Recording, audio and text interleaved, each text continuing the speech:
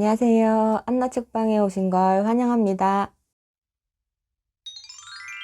오늘은 여러분들께 글 쓰는 법에 관한 이야기를 조금 해드리려고 하는데, 글은 여러 매체를 통해서 쓸 수 있지만, 제가 오늘 드리려고 하는 이야기는 인스타그램에 글 쓰는 법에 관한 이야기가 주가 될 거고요. 그리고 제가 어저께 SNS 마케팅 글쓰기 관련된 책을 한 권 읽었거든요. 그래서 그 책 내용을 조금 소개해드리고, 그리고 제가 인스타그램에 글을 작성하는 법을 조금 공유해 보려고 합니다.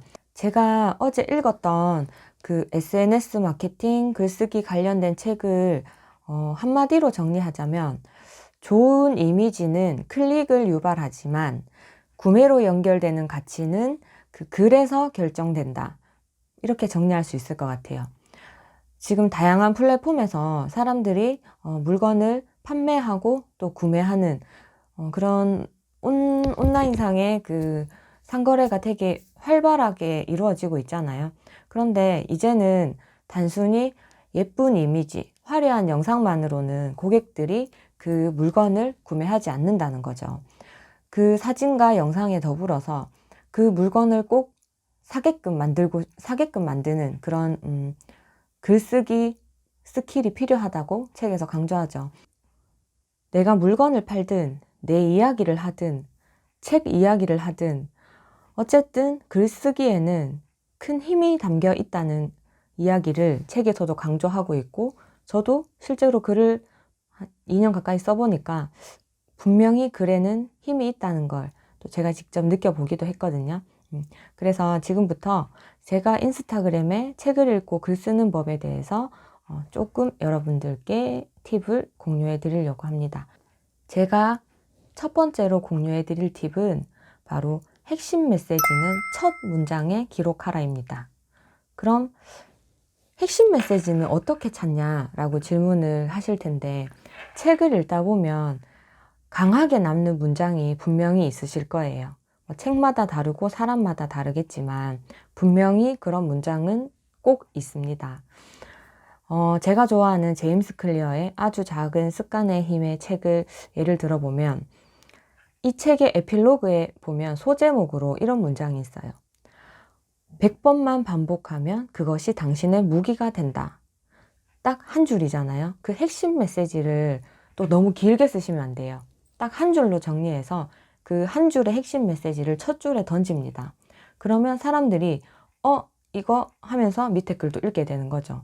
첫 글에 제가 이 책을 읽은 이유는, 제가 이 책을 읽고 이런 식으로 구구절절한 느낌의 글로 시작되면 사람들은 거기서부터 이미 그 글을 읽어야 됐다는 흥미를 잃어버리게 돼요. 그렇기 때문에 처음에 강한 핵심 메시지를 하나 던져놓고 그 밑에 내가 하고자 하는 말을 해야 사람들이 그 첫 줄에 호기심을 느껴서 끝까지 글을 읽게 되기도 하는 것 같아요. 그래서 처음부터 긴 문장으로, 긴 호흡으로 다 쓰시려고 하시지 마시고, 사람들의 호기심을 자극할 수 있는 핵심 메시지로 글을 시작하는 것이 좋습니다. 그리고 두 번째 팁은 사람들이 보기 편하도록 글을 작성하라인데요. 이 부분은 많은 분들이 알고 계실 거예요. 인스타그램에 글을 쓰다 보면 띄어쓰기가 안 되고, 그리고 문장과 문장 사이에 이 간격이 벌어지지 않는 그런 황당한 일을 많이 겪으시잖아요. 갓 인스타그램을 시작하신 분들은. 그런데 그렇게 다닥다닥 붙어 있는 글자만 빽빽한 글들은 일단 보기 싫어지는 거죠, 사람들이. 그렇기 때문에 이모티콘을 중간중간에 쓰시고, 그리고 문장과 문장 사이를 충분히 여백을 두셔서 사람들이 읽기 쉽게 시선이 가도록 그렇게 글을 작성하시는 게 훨씬 더 효과적이에요. 이게 그냥 쓰면 인스타그램에서는 그 기능이 안 되거든요. 그래서 여기 요 어플을 다운받으셔서 글을 작성하시는데, 근데 이게 좀 번거롭긴 해요. 이 어플에다가 글을 다 작성하시고 클릭을 한번 하시면 알아서 띄어쓰기가 됩니다. 그래서 그 띄어쓰기가 완성된 글을 붙여서 내 피드에 붙여넣기를 해서 글을 이제 올리시는 거죠.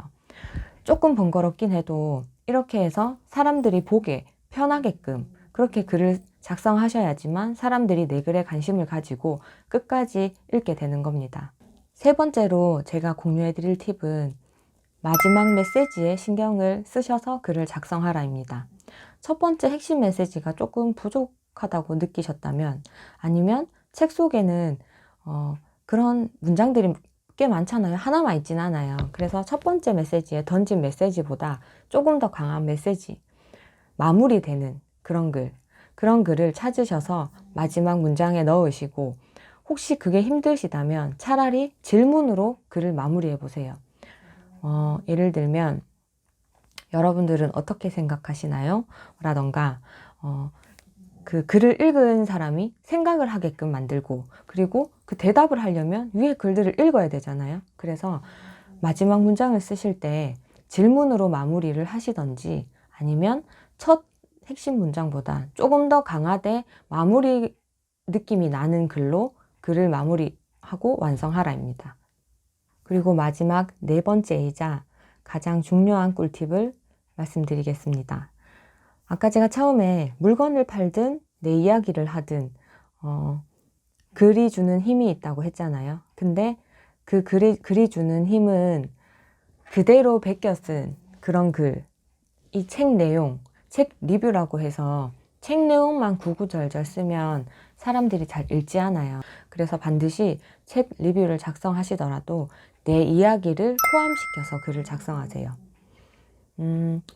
이것도 예를 들면 어떤 책의 한 문장을 읽고 나서의 내 생각을 덧붙인다든지, 아니면 이 책에 나왔던 문장과 내가 했던 유사한 경험이 있으면 그 이야기를 붙여서 꼭 마치 나만의 내 이야기인 것처럼 그렇게 나만의 스토리텔링을 더해서 글을 작성하시라는 겁니다.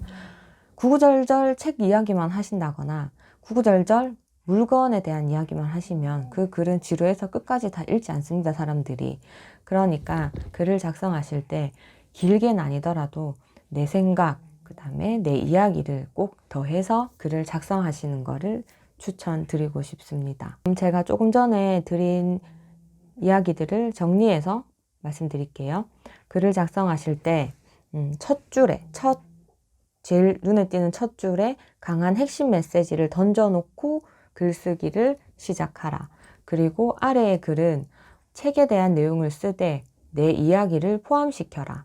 그리고 마지막 문장에는 첫 문장보다 조금 더 강한 그런 마무리 느낌이 나는 강한 메시지를 한 번 더 던져라. 반복해서.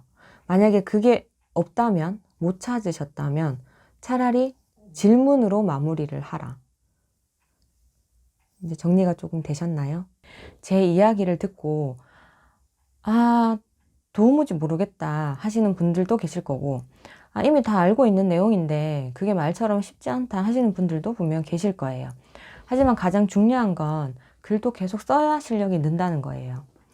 저도 처음에는 엉망진창의 글들을 많이 올렸었거든요. 근데 계속 쓰다 보니까 이건 아니구나 하는 것도 느꼈고, 그리고 어떻게 하면 사람들이 더 보기 편한 글, 또 재밌게 읽을 수 있는 글을 쓸 수 있을까라는 생각도 계속해서 하게 되면서 조금씩 실력이 늘었던 것 같아요. 그래서 여러분들도 처음부터 완벽한 글을 쓰겠다 생각하지 마시고 일단은 짧게라도 한번 써보세요. 너무 짧으면 안 되고, 제가 조금 전에 말씀드린 4가지 팁을 참고하셔서 글을 한번 써보시고 몇 번 그렇게 써보시다 보면 자신만의 방법이 분명히 생기실 거예요. 그러면 제가 말씀드린 방법 더하기 본인만의 방법이 더해지면 진짜 내 냄새가 나는 나만의 글이 탄생하게 되는 겁니다. 제가 오늘 드린 그 꿀팁 아닌 꿀팁? 저만의 방법이라고 말씀을 드렸지만 진짜 순전히 제가 쓰는 방법이라 이게 정답이거나 완벽하진 않다는 것을 참고하셔서 제가 알려드린 방법에 본인만의 색깔을 더하셔서 글쓰기를 많이 연습해 보셨으면 좋겠습니다. 그러면 저는 또 다음 영상에서 조금 더 유익한 내용을 가지고 찾아뵙도록 하겠습니다.